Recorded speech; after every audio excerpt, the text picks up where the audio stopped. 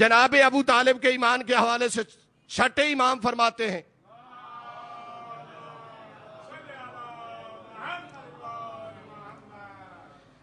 کہ میرے جد ابو طالب کا ایمان ایسے ہے جیسے اصحاب کہف کا ایمان تھا.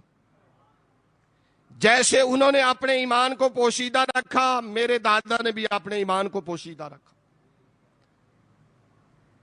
اور پانچویں امام فرماتے ہیں امام محمد باقر علیہ السلام،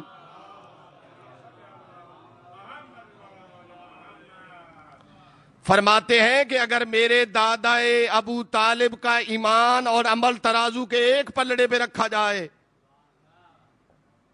میرے دادا جناب ابو طالب کا ایمان ترازو کے ایک پلڑے پہ رکھا جائے،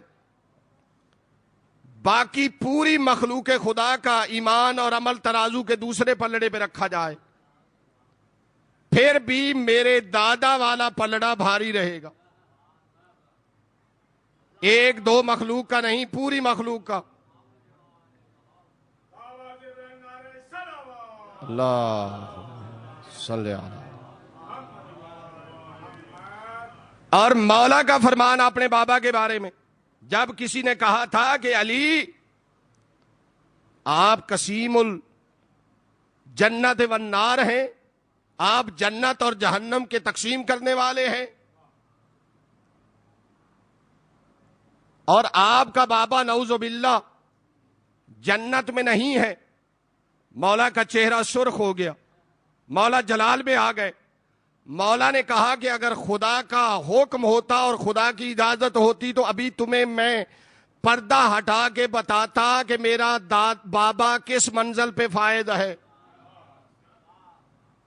اس کے بعد مولا نے فرمایا کہ اگر تو نے ایسا کہا ہے تو سن لے، قیامت کے دن اگر میرے بابا ابو طالب میدان معاشر میں کھڑے ہو کے یہ کہہ دیں خدا سے کہ خدا آدم سے لے کر قیامت تک ہر گناہگار کو معاف کر دے، تو اللہ میرے بابا کی شفاعت کو منظور کر لے گا اور سب کے گناہ معاف کر دے گا.